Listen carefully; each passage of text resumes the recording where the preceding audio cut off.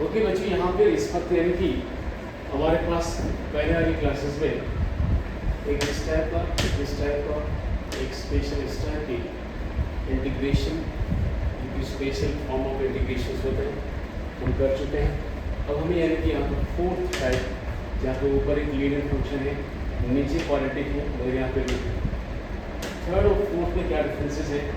नीचे यहाँ पे रूट नहीं है जबकि यहाँ पे रूट है। तो आपको करने का वही तरीका रहेगा कि सबसे पहले स्टूडेंट क्या करेगा कि ऊपर लिखा लीनियर फंक्शन एक कांस्टेंट ए लगाएगा, वो रियल कांस्टेंट है, रियल नंबर है, डी बाई डी एक्स नीचे वाले में डिफरेंशियल लिखना होगा, फिर उसके साथ एक रियल कांस्टेंट भी है। डिफरेंशियल को आप यहाँ लिखने के बाद ये डी एज इट इज, फिर इससे थोड़ा ओपन आउट करें, ये एक्स के साथ है, ये कांस्टेंट है। अब इससे कंपेयर कर लीजिए तो यानी कि पी की जो वैल्यू टू ए हो जाएगी और क्यू की जो वैल्यू है वो आपके पास दिया है। और जैसे इन दोनों को सॉल्व करके आप ए और बी की वैल्यू को फाइंड कर लें, वो वैल्यू आप यहाँ पुट कर दें। पुट करने के बाद ये जो फॉर्मेट है इसकी जगह आपको इस प्रॉब्लम में रखना है और उसके बाद यानी कि आगे की स्टेप के लिए होगा। अब इस तरह से यानी कि इस टाइप का एक प्रॉब्लम है जिससे हम यहाँ कॉपी करना चाहें। मैं यहाँ पर इस प्रॉब्लम को लिख रहा हूँ, आप यहाँ से देखें, यहाँ पे यानी कि 5 minus 4x minus x square हो गया, तो डी एक्स हो गया।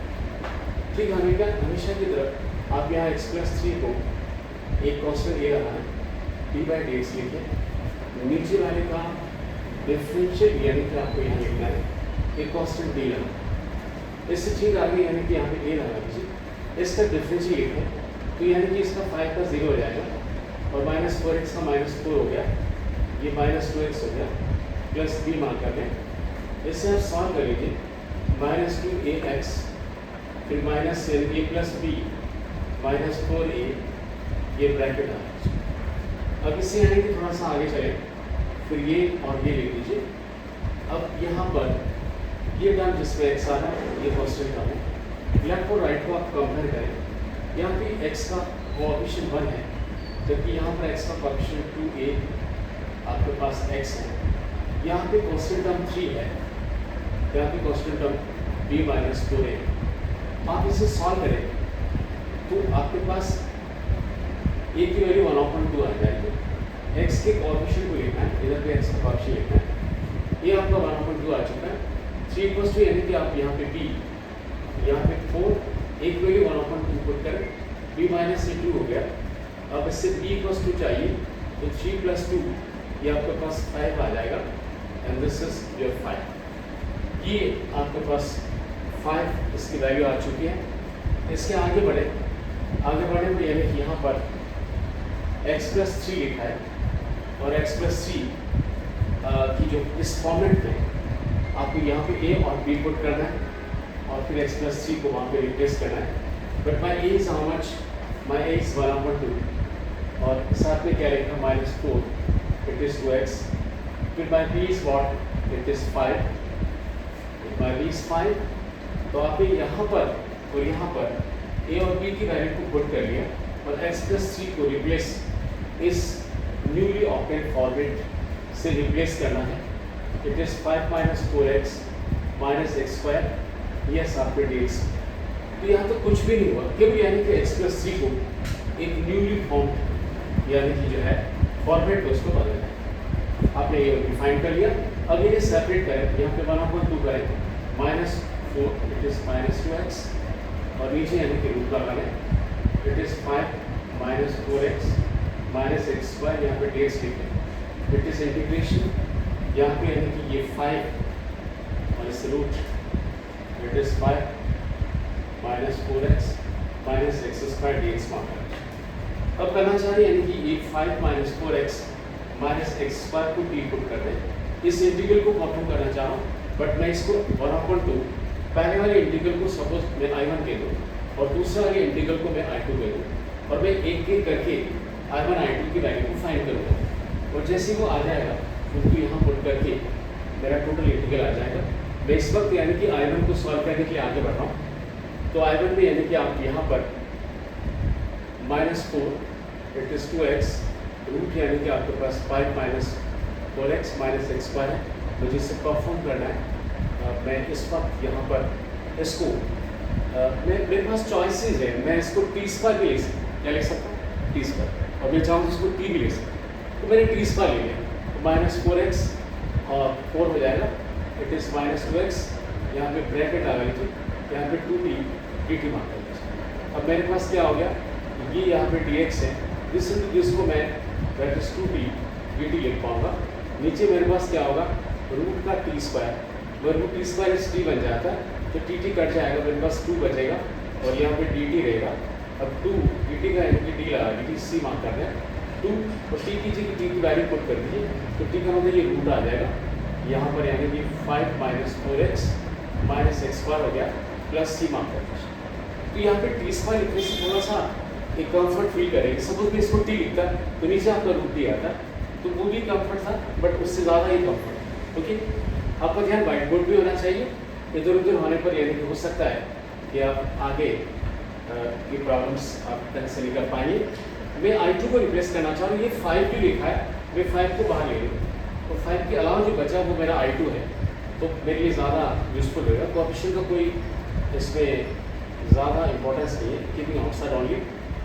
अब I2 को निकालें, यहाँ पर डेक्स करना है मुझे। इससे परफॉर्म करने के लिए मेरे पास ये फॉर्मेट नंबर 2 है।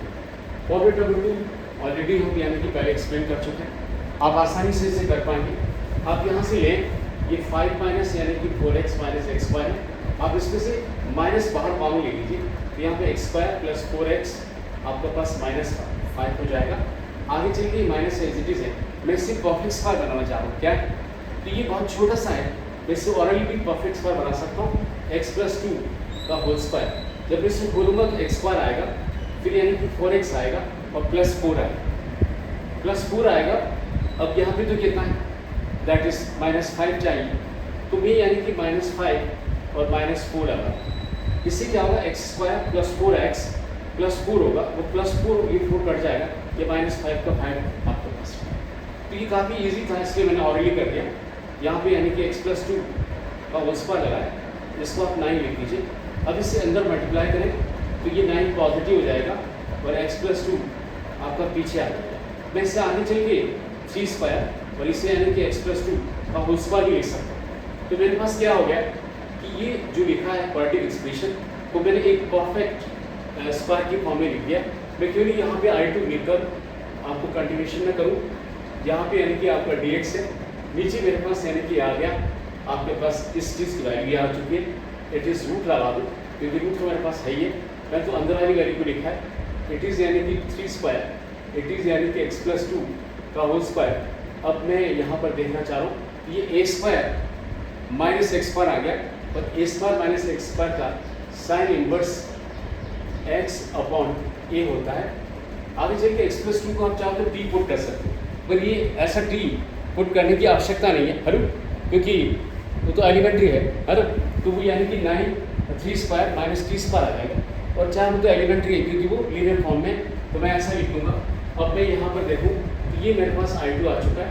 अब आगे चलिए यानी कि इस इंटीग्रल को परफॉर्म करना था, तो यानी कि यहाँ पे 1/2 और I1 की वैल्यू मेरे पास क्या आ रही, I1 की वैल्यू मैंने ऑलरेडी निकाल चुका हूँ, और I1 मेरे पास जो रिजल्ट था वो यानी कि आ चुका है, और वो यानी कि ये है। अब यहाँ पे यानी कि आपके पास वैल्यू आ रही है 2, इट इज रूट 5 माइनस यानी कि 4, ये x स्क्वायर, और यहाँ पे 5, और I2 की वैल्यू कितनी है, इट इज साइन इनवर्स, इससे x + 2/3 प्लस c लिख पाएंगे, 2 से 2 हटा लीजिए, बस यही आपका आंसर आ जाए। क्लियर है? तो बड़ा इजी हो गया यहाँ पर, यानी कि आपने ऐसा लिखा, इससे ये आ गया। अब ये वैसे ही यानी कि ये आपका x और ये आपका dx की फॉर्म में देखा, क्योंकि इसका डिफरेंशियल ऊपर है, तो एक कंफर्ट जोन में आ गए थे, और ये बना भी यानी कि ज़्यादा मुश्किल नहीं है, इसको एक परफेक्ट स्क्वायर बनाकर इस स्क्वायर के देख सकते हैं। आपको अल्टीमेटली क्या लिखना था कि यहाँ पर हाफ I1 निकाल चुके हैं, फिर 5 I2 की वैल्यू पुट करनी थी, ये आपके पास फाइनल आंसर आ जाएगा। तो आई होप यानी कि आपको ये सवाल बहुत अच्छी तरह से समझ में आया। Okay, fine, okay, stop.